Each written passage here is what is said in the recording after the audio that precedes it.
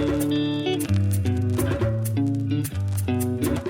are listening to the Africa Report podcast. Welcome back to this new season. My name is Nick Norbrook. We're delighted to be here. We're delighted that you're still here, and we have a terrific new series of conversations for you in the months ahead. To kick things off, a conversation with Mcebisi Jonas. And apologies to the many South Africans around the world who are wincing at the pronunciation. Jonas is the man that stood up to the Guptas, that infamous family of brothers who ensnared South Africa in state capture, and who is now the incoming chairman of Africa's biggest telecoms company, MTN. Jonas was in London to promote his new book, After Dawn, and while he was there, he spoke to our editor-in-chief, Patrick Smith. They talked about how South Africa got into its present economic chaos and the legacy of a decade of state decay and corruption. And Jonas sets out his ideas for the need for radical policies, what he calls constructive destruction. Great. Minister, should I call you Ambassador, actually? Is it? Yeah. Jonas. Yeah, I'm going to need some instruction. Well, welcome to London. It's great to meet you finally and to read the book. And it's something our readers are going to be very, very interested in, because it seems to be an understanding from the heart of government as well, but also you put in a big manifesto at the end of the book about what you want to see happen in South Africa and the direction South Africa is going in. Now, for the last almost a year or more, we've seen the work of the Zondo Commission in South Africa. Each week we see increasingly sensational revelations. Can I ask you, what has the Zondo Commission achieved apart from shocking South Africans about the nature of state capture? Do you think it's been a kind of catharsis, or is it preparing the way for prosecutions? What is it really achieving at the moment? Look, I mean, look at the whole scenario in two ways. One, I think, is that we have seen a lot happening. And in many ways, we haven't seen anything happening. Right. So if you think about the level and ordinary South Africans are looking at the scenario in South Africa, there was a lot of convincing to make around the levels and depth of corruption, right? As it were. And many people talk about just symptoms, and people have not really seen the extent and of this whole thing, as it were. So I think the commission has been a useful platform, just in terms of explaining and getting a sense, a real hardcore sense in its raw form about the depth and width of corruption and state capture. So it has been good for at that level, but it also has been good at another level, because also it just showed that where you have cases of systemic corruption, which is what state capture has become, and it's difficult to understand the roots of it, and before you even think about engaging with it in one form or the other. So the commission has been very good in just giving that wide, broad sense of what has been happening, as it were. Now, at a cathartic level, also for some people, it has been useful. I mean, just to kind of go out and talk about some of the things that happen, as it were. It has its own weaknesses. I still think South Africa is very weak at, and I mean, the Zondo Commission shows that. I mean, it's very weak at protecting whistleblowers. Right. As it were. I mean, the way kind of, I mean, I always comes to mind how Minister Nene kind of got a raw deal at the end, and so on and so on.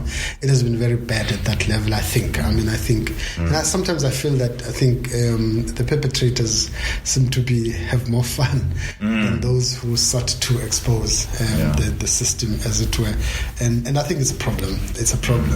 But it also has been very kind of, I think, I mean, with these things also you need it, and maybe it will come up in their program. Ultimately, what you want to come out of the Zondo Commission is something that says this is fundamentally where we erred as a country, right? And this is how we correct it, and this is how we prevent it from happening in the future.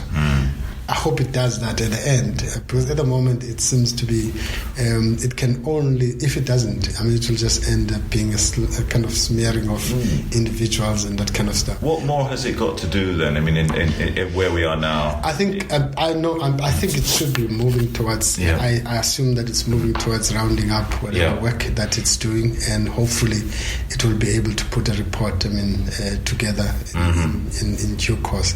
My sense, I'm hopeful that it will do that. But then parallel to that, your criminal justice system has to work. Already, your hawks are have been revamped. The NPA is undergoing huge transformation. And I hope that with those things, it means that you will be able to have prosecutions happening alongside what the Zondo Commission. So you think we'll see prosecutions before the Zondo Commission sits down and does its final report? That's what should happen, What has been holding up the prosecutions? We're now 20 months into post-Zuma, but we haven't seen any major league prosecutions so far. Look, probably I must confess I sometimes share your own the same frustration, but we must also understand that the security cluster in government was actually dealt a blow. A lot of capacity left the security structures, NPA, the hawks, and a lot of deadwood was put into positions in these things, and a lot of kind of corrupt networks were driven from these institutions in the past, as it were, and so on and so on. So there's still also a lot of rot inside, lack of capacity, and these are difficult crimes. If you look in the world how people respond to these things, you need very solid and deep and extensive financial forensic capability, which I dare say that I don't think exists now in these structures to do this thing, to trace money laundering and to trace movement of cash across the globe. You really need capacity that at the moment doesn't exist in the public sector. Maybe it does exist in the private sector, and so you need a combination of finding mechanism of using the public sector, using bilateral agreements with different countries to actually pull together and assemble massive capacity to chase these things, to trace these things and to chase it. And I think that doesn't happen in 2 weeks. Right. At least it does require a lot of time and so on. So my last point, of course, is that if you're going to kind of, and systemic crimes normally are about individuals with high status. And if you're going to kind of follow through crime committed by people in high places, you better have your story right.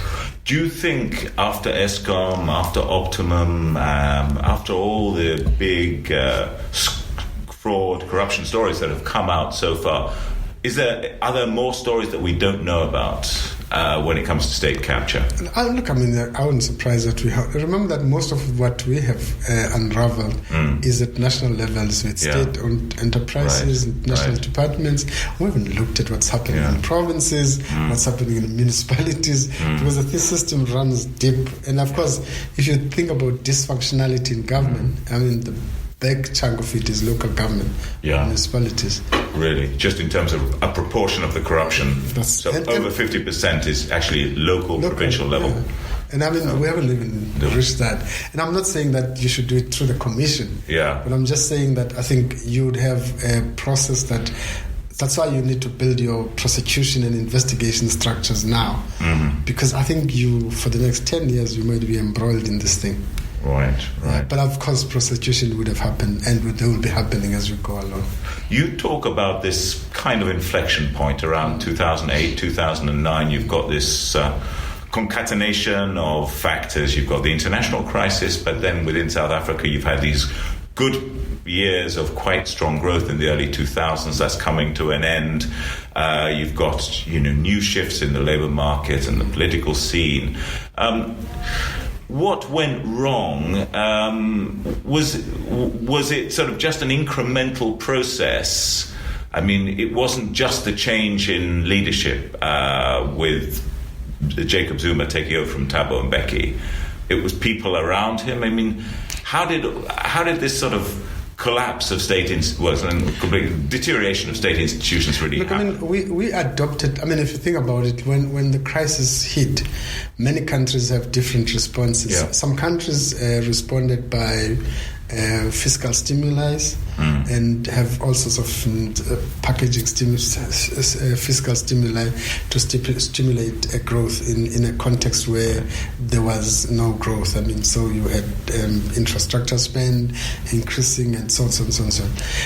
And some, of course, that includes South Africa, adopted also a counter-cyclical approach that says even when revenue goes down, you maintain spending levels at the same level, and so you don't drop it. And of course, we had a massive infrastructure spend around that. And of course, a bad thing that happened also at the beginning was like really, really above inflation wage increases in the public sector, as it were. So when at a point where you were supposed to be managing your expenditure, even slightly lowering your expenditure ceiling, restructuring your budget, and maybe focusing on infrastructure and other things that generate growth, we actually kind of continued with a consumption focused spending pattern, as it were. Now, as a country, I mean, now that's one problem, right. I think, because then it means that you are kind of building up a fiscal problem for the future, right, as it were. Right. Of course, at the time with a bit more reserves, but you were actually building up a fiscal problem for the future. Yeah. The second problem, I think, is that there was a need for, at the time, in 2008, 2009, there was a need for a different dialogue and a different approach to development in South Africa. Because as my own feeling was that the growth path we were taking had basically reached its sell-by date, basically. Because remember that our competitiveness up to that point was largely hinging around the cost of electricity. Right. We could go and sell, I mean, and on the basis of the cost of electricity, we could sell South Africa's investment proposition.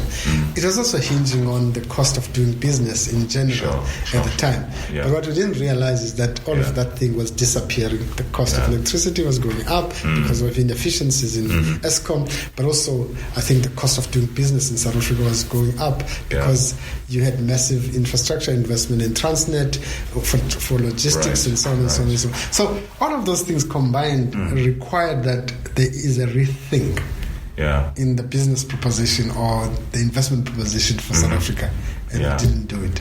Right. We didn't do it in part, I would argue, because the intellectual capability of the state also was almost like squashed in 2009, 2008, basically, because you had many of those people with a lot of capacity, skill, leaving the public sector, and as Zuma came in, it was also squashed because continuous, and I make a point in different parts that says part of continuum in theory, in the theory of both the left and right in South Africa, is the importance of the state, and I agree, I concur. But the problem is that easily could be translated in different ways. For Zuma, the state was the economy. and therefore you extract from it as much as possible. Right. And maybe for Thabo Mbeki, maybe the state facilitates economic growth and stimulates and catalyzes public investment, private investment. So public investment catalyzes private investment and so on and so on. That notion. So you lost that. So you see this massive borrowing in Transnet, massive borrowing in Eskom, and of course not kind of aligned to capacity, not aligned to efficiency, not aligned to delivery, as it were. So that's your problem. That's when the wheels started falling off. So you have an economy that's not growing. You have fiscal expenditure that's not like managed very well. You had like unemployment going up gradually, etc., etc. I mean, you had and I say it was different from a keep on maintaining the point, different from Latin America, Mexico, and all those, but where you have a major fiscal blowout. In South Africa, because your markets are still robust. Yeah, our financial markets are still robust. Yeah.